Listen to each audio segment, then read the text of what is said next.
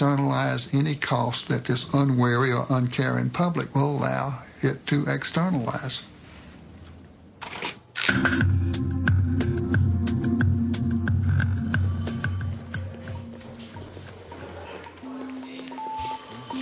To determine the kind of personality that drives the corporation to behave like an externalizing machine, we can analyze it like a psychiatrist would a patient.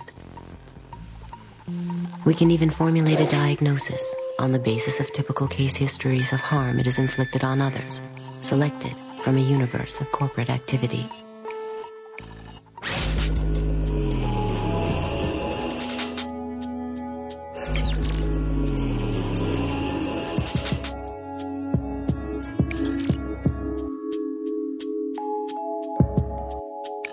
Well, this is the office of the National Labor Committee here in the garment area of New York City. It's a little bit disheveled. These are all from different campaigns. To make this stuff concrete as possible, we purchase all of the products from the factories that we're talking about. This shirt sells for $14.99, and the women who made the shirt got paid 3 cents.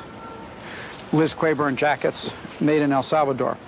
The jackets are $178, and the workers were paid 74 cents for every jacket they made. Alpine car stereos, 31 cents an hour. It's not just sneakers, it's not just apparel, it's everything. We were in Honduras, and some workers, they knew the kind of work we did, and they approached us, these young workers, and they said, conditions in our factory are horrible. Will you please meet with us? And we said we would, but you can't meet in the developing world. You can't walk up to a factory with your notebook and workers come out and interview them. I mean, there's goons, there's spies, the military police. So you do everything in a clandestine manner.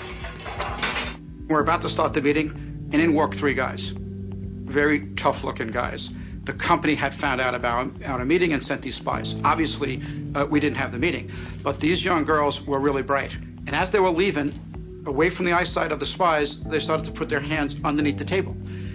And I put my palm under there, put my hand under there, and they put into my hand their pay stubs. So we'd know who they were, what they were paid, and the labels that they made in the factory, so we'd know who they worked for. And I took my hand out after everyone had left, and in the palm of my hand was the face of Kathy Lee Gifford. But the bottom of it is the interesting part. A portion of the proceeds from the sale of this garment will be donated to various children's charities. It's very touching. Get your right here. Walmart is telling you if you purchase these pants, and Kathy Lee is telling you purchase these pants, you're going to help children. The problem was the people who handed us the label were 13 years of age. Do many people in her family work? Just me. You support, how many people do you support? 8 people. 8 people. And how do you do with that salary? Is it enough? ¿Alcanza? ¿Es suficiente para cuidar justamente? No. Let's look at it from a different point of view. Let's look at it from the point of view of the people in Bangladesh who are starving to death, the people in China who are starving to death, and the only thing that they have to offer to anybody that is worth anything is their low-cost labor. And in effect, what they are saying to the world is they have this big flag that says, come over and hire us. We will work for 10 cents an hour because 10 cents an hour will buy us the rice that we need not to starve. And come and rescue us from our circumstance. And so when Nike comes in, they are regarded by everybody in the community as an enormous godsend.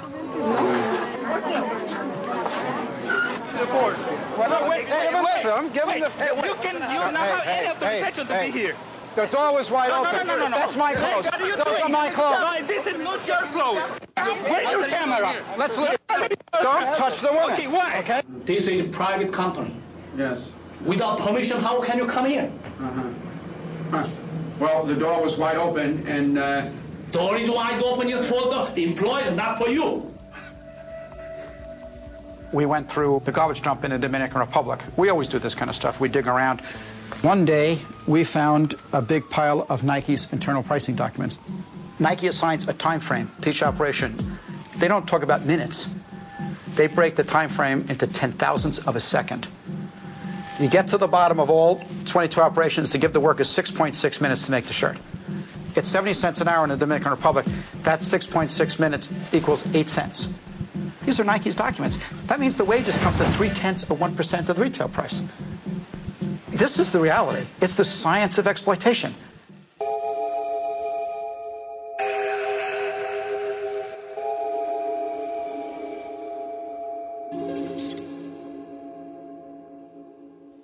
What happens in the areas where these corporations go in and are successful?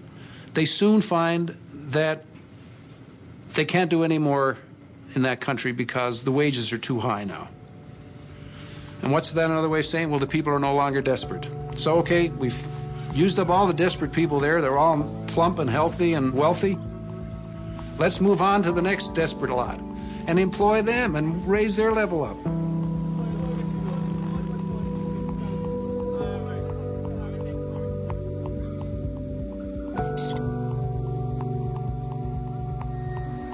Well, the whole idea of the export processing zone is that it will be the first step towards this wonderful new development. Through the investment that's attracted to these countries, there will be a trickle-down effect into the communities. But because so many countries are now in the game of creating these free trade enclaves, they have to keep providing more and more incentives for companies to come to their little denationalized pocket, and that the tax holidays get longer. So the workers rarely make enough money to buy 3 meals a day, let alone feed their local economy.